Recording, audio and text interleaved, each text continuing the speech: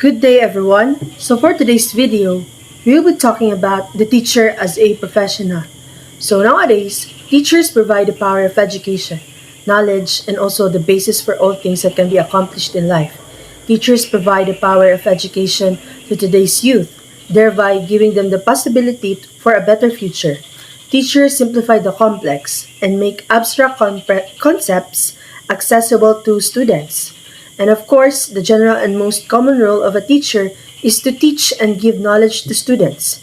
Teaching involves a curriculum that a teacher must follow till the end of a term or a year, as to give students required knowledge. So in this topic, we will discuss about teachers' acts that will improve the quality of a better education. So first, we'll talk about the Presidential Decree 1006. So the Constitution provides that all educational institutions shall be under the supervision of and subject to regulation by the state, and requires that the state shall establish and maintain a complete, adequate, and integrated system of education relevant to the goals of national development. So to ensure that in the immediacy and urgency of teacher recruitment, qualitative requirements are not overlooked, so it has to become necessary to regulate the teaching profession. So in this presidential decree, it is hereby declared a policy that teacher education shall be given primary concern and attention by the government and shall be the highest quality and strongly oriented to Philippine conditions and to the needs and aspirations of the Filipino people, even as it seeks enrichment from adaptable ideas and practices of other people.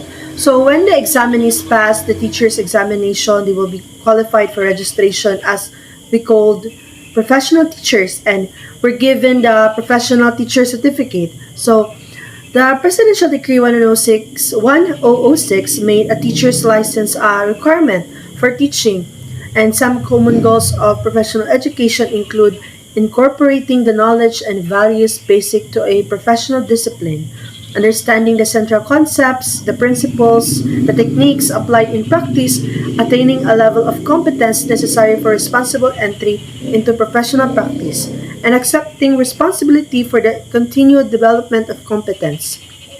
It is to design to produce responsible professionals and then to ensure their continuing competence in the profession by helping them recognize and understand the significance of advancing professional knowledge and improving the standards of practice.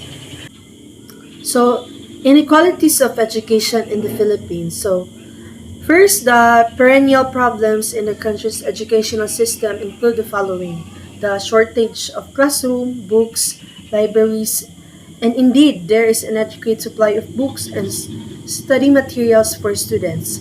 Shortage of teachers, with such shortage extending to the competence of quality of teachers. Also, decline in the quality of education in the elementary and high school levels, particularly in areas of science and mathematics, and thus the need to manage the transition to the K-12 program. With this in mind, the affordability and seeming commercialization of education as tuition fees in private schools become more and more expensive. This underscores two related challenges to produce high quality and competent college graduates and to provide adequate scholarship and financial assistance programs to poor but deserving students. Also, many dropout rates at all levels are uneconomical and create other social and other equity issues for the long term. So, a lack of education can be defined as a state where people have a below average level of common knowledge about basic things that they would urgently need in their daily life.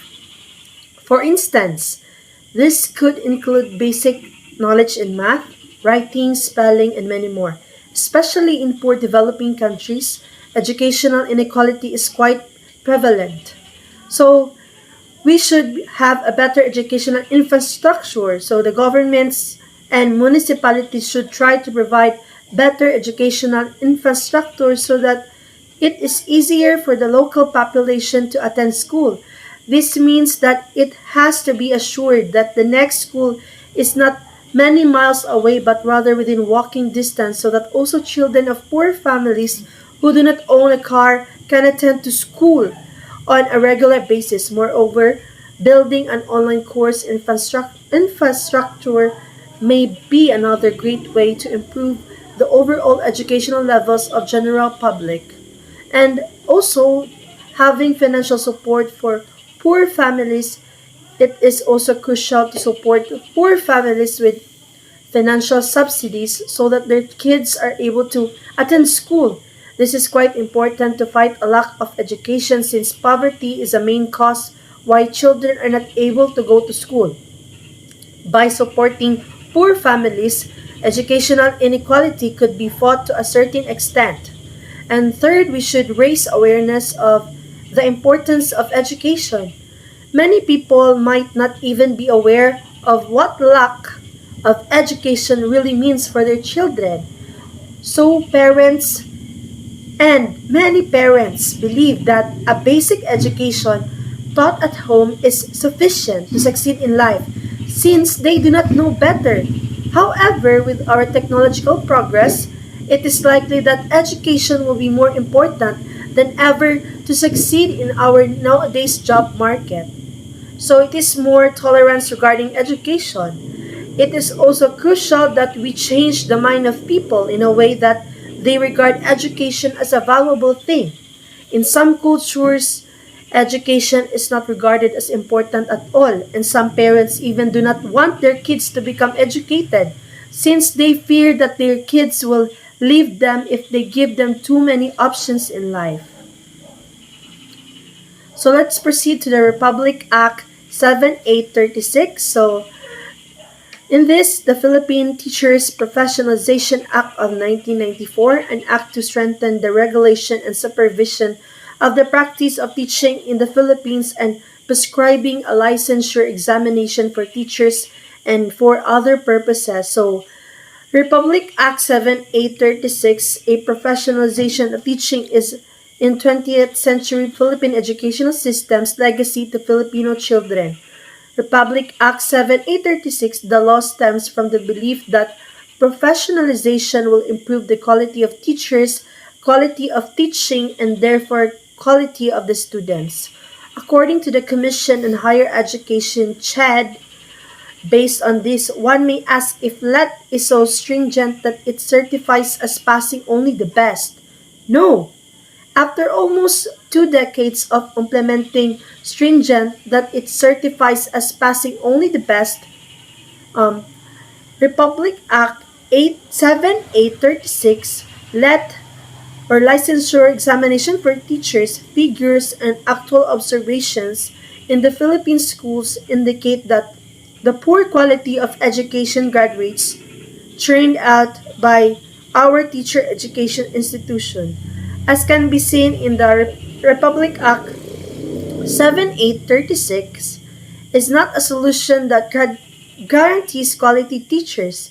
The government-funded LET only legitimizes even those who lack teaching skills.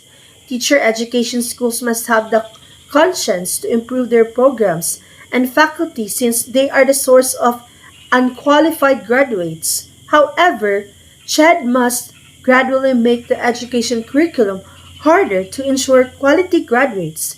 It must be responsible too in immediately abolishing the education programs of schools that consistently fail to produce LET passers. Training of teachers by DepEd is one response, but a temporary solution to lack of quality.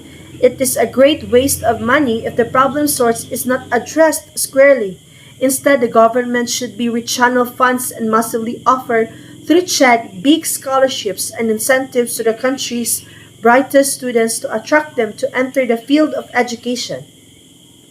Much like the old state scholarship program of DepEd in the 1980s, eventually the highly competent teachers by law and based on student achievement as well as relevant factors, not just longevity, should be entitled to salaries and incentives on par with other and highly competent professionals. So, good day everyone. In addition, for the First reporter, my topic is all about professionals ethics. So professional ethics are principles that govern the behavior of a person or group in a business environment. Like values, professional ethics provide rules on how a person should act towards other people and institutions in such environment. So, professional ethics are ethics that refer to a moral rules and regulation governing the professional world. In other words, they are the moral values that guide the way corporation or business makes decisions. So, professional ethics are standards or codes of conduct set by people in a specific profession. And ethics are related to a professional. Example like manager of a factory are known as professional ethics. Ethics may be internal or external. As regards in internal ethics, a manager must be honest with oneself, since one's greatest asset is one's character, and one should be honest and straightforward with others, also treating them in the same manner in which one wishes to be treated. So that is called external ethics. In fairness and dealings with compeers and subordinates is mandatory. One should never discriminate by dispensing special favors or privilege, whether for remuneration or not. Information coming to a professional confidentially should either be revealed nor used to the disadvantage of any subordinate or worker. One should ensure one's employment right to privacy. With reference to external ethics, the same suggestions as stated above can be followed right away. And let's proceed to the Code of Ethics for Professional Teachers. So the first one is preamble. Teachers are duly licensed professionals who possesses dignity and reputation with high moral values as well as technical and professional competence in the practice of their noble profession. They strictly adhere to, observe, and practice this set of ethical and moral principles, standards, and values. And the second one is the Article 1 Scope and Limitation. And Section 1, the Philippine Constitution provides that all educational institutions offer quality education for all competent teachers.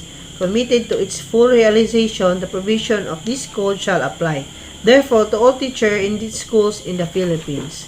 And Section 2 is this code covers all public and private school teachers in all educational institutions at the preschool, primary, elementary, and secondary levels, whether academic, vocational, special, technical, or non-formal. The term teacher shall include industrial arts or vocational teachers, and all other persons perform supervisory or administrative functions in all schools at the aforesaid, whether on full-time or part-time basis.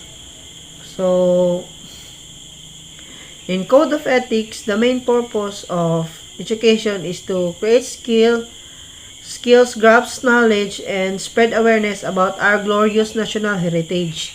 The values enshrined in our Constitution lay stress on attaining basic scientific outlook and commitment to the ideals of patriotism, democracy, secularism, socialism, and peace. And education should strive for academic excellence and progress of the arts and science in conformity with our national needs and priorities. For the purpose of this code, the term teacher covers all school teachers in full-time or part-time basis. Teachers help students learn the academic basics, but they also teach valuable life lessons by setting a positive example as role models. Teacher must follow a professional code of ethics so ensures that students receive a fair, honest, and uncompromising education. A professional code of ethics outlines teachers' main responsibilities to their students and defines their role in students' lives.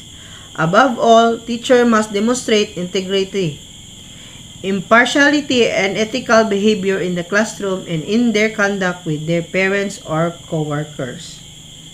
So, a professional code of ethics outlines teachers' main responsibility to their students and defines their role in students' lives. So, teacher helps students learn the academic basics, but they also valuable life lesson in setting positive example.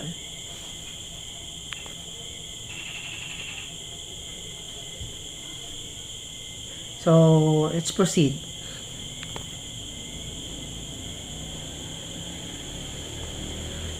Um, the RA 4670, the Magna Carta for Public Teachers. So, Section 1, Declaration of Policy, it is hereby declared to be policy of this act to promote and improve the social and economic status of public school teacher, their living and working conditions, their terms of employment and career prospects in order that they may compare favorably with existing opportunities in other walks of life, attract and retain in the teaching profession more people with the proper qualifications. It being recognized that advance in education depends on the qualification and the ability of teaching staff and that education is essential favor to economic growth of nation as a product investment of vital importance. In Section 2, title definition, this act shall be known as the Magna Carta Public Teacher and shall apply to all public schools teacher except those in the professional staff to state and universities. And in Section 3, recruitment and qualification and recruitment policy with respect to the selection and appointment of teacher shall be clearly defined by the Department of Education, provided, however, that the effective upon the approval of this act, the following shall constitute the minimum educational qualification for teachers applicant. So, by all, about Magna Carta for public teacher, the responsibility of molding the minds and values of the Filipino youth, of our public schools teachers, precious and invaluable to our society. Moreover, public school teachers as civil servants wholeheartedly dedicated their time and effort in assisting both and local and national government, particularly during election.